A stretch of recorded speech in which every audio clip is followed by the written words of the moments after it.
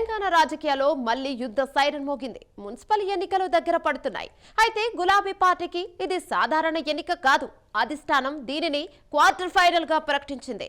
Party యంత్రాంగాన్ని alert చేస్తుంది. సమన్వయకర్తలను రంగంలోకి దించింది. కానీ క్షేత్రస్థాయిలో మాత్రం ప్రచారం కంటే కుమ్ములాటలే ఎక్కువగా కనిపిస్తున్నాయి. అయితే సమన్వయం కోసం పంపిన ఇన్ఛార్జులే ఇప్పుడు వర్గపోరుకు కేంద్రాలుగా మారారా? ఒకే పార్టీ నుంచి ఇద్దరిద్దరు నామినేషన్లు వేయాల్సిన పరిస్థితి ఎందుకొచ్చింది? పార్టీని గెలిపించాల్సిన నేతలే ఒకరిపై ఒకరు పోరాటానికి దిగుతుంటే క్యాడర్ పరిస్థితి ఏంటి? ఇదంతా చాలదన్నట్టు ఎన్నికల ఖర్చు భారం పార్టీని భయపెడుతోందా? అధిష్టానం నుంచి నిధుల హామీ లేకుండా ఇన్ఛార్జీలు ఎలా ముందుకు వెళ్తారు? బీఆర్ఎస్ క్వార్టర్ ఫైనల్ గా భావించిన ఈ మున్సిపల్ సమరం గులాబీ పార్టీకి బలం తెస్తోందా? ఇంతకీ కారు పార్టీలో జరుగుతున్న అంతర్గత రచ్చ ఏంటి? అధిష్టానం ఏం చేస్తోంది? ఆ తెర వెనుక కథనం ఏంటో ఇప్పుడు చూద్దాం.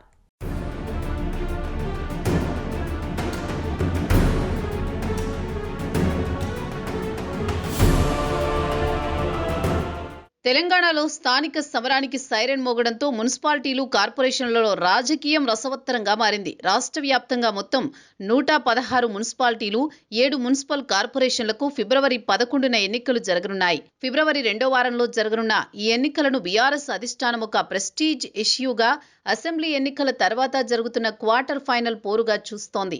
అందుకే పార్టీ యంత్రాంగాన్ని అలర్ట్ చేసి ప్రత్యేకంగా సమన్వయకర్తలను రంగంలోకి దించింది. కానీ క్షేత్రస్థాయిలో సీన్ మాత్రం వేరుగా ఉంది. సమన్వయం మాటేమో గాని ఉన్న కొద్దిపాటి ఐక్యమత్యం కూడా దెబ్బతింటోందన్న గుసగుసలు వినిపిస్తున్నాయి.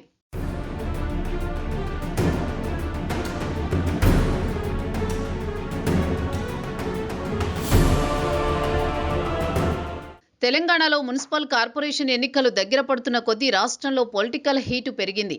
ప్రధాన పార్టీలన్నీ ఎన్నికల్లో గెలిచేందుకు వ్యూహాలు రచిస్తున్నాయి. అయితే మున్సిపల్ ఎన్నికల వేళ గులాబీ పార్టీలో పరిస్థితులు చేయి దాటుతున్నాయా అనే ప్రశ్నలు తలెత్తుతున్నాయి. పలుచోట్ల వర్గపోరు పతాక స్థాయికి చేరిందా అంటే అవుననే సమాధానం వినిపిస్తోంది. ఓవైపు నామినేషన్ల గడువు ముగిసింది. అయితే కొన్ని మున్సిపాలిటీల్లో బీఆర్ఎస్ 2 వర్గాలు పోటాపోటీగా విడిపోయింది. పార్టీ నుంచి ఇద్దరిద్దరు నామినేషన్లు వేయడంతో పార్టీలో కలకలం రేపుతోంది. దీంతో అసలు అధిష్టానం బీఫామ్స్ ఎవరికి ఇస్తుంది అన్నది తెలియక కార్యకర్తలు తలలు పట్టుకుంటున్నారు. పార్టీ నియమించిన ఇన్ఛార్జీలకు స్థానిక మాజీ ఎమ్మెల్యేలకు అస్సలు పొసగడం లేదనే టాక్ కూడా వినిపిస్తోంది.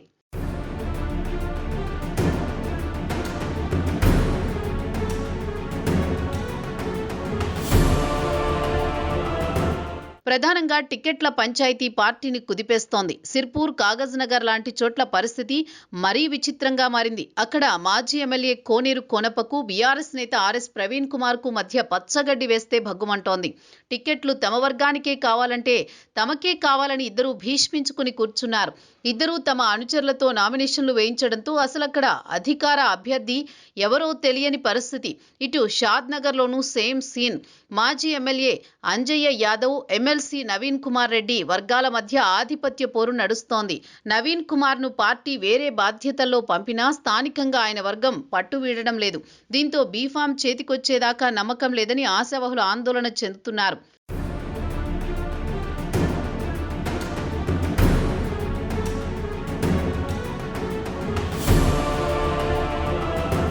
ఉమ్మడి ఖమ్మం జిల్లాలోనూ కుమ్ములాటలు తారాస్థాయికి చేరాయి.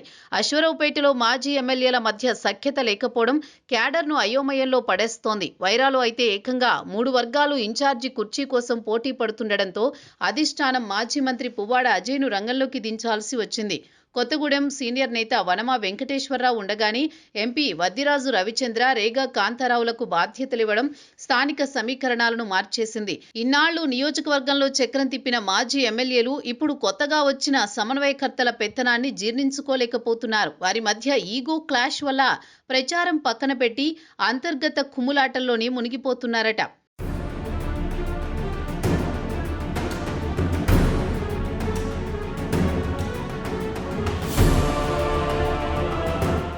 మరోవైపు పార్టీలో అంతర్గత పోరుతో పాటు అన్నింటికంటే మించి ఆర్థిక వ్యవహారాలు గులాబీ నేతలను కలవరపెడుతున్నాయి.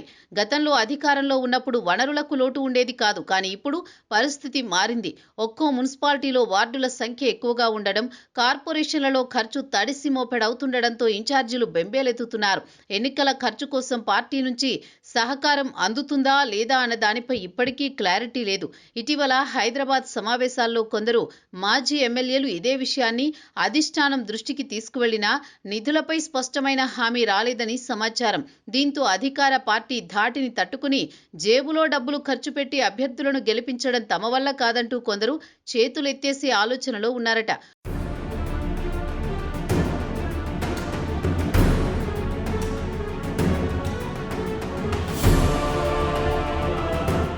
మొత్తానికి గులాబీ పార్టీ ఇన్ఛార్జీలను నియమించి ప్రచార రంగంలోకి దిగింది.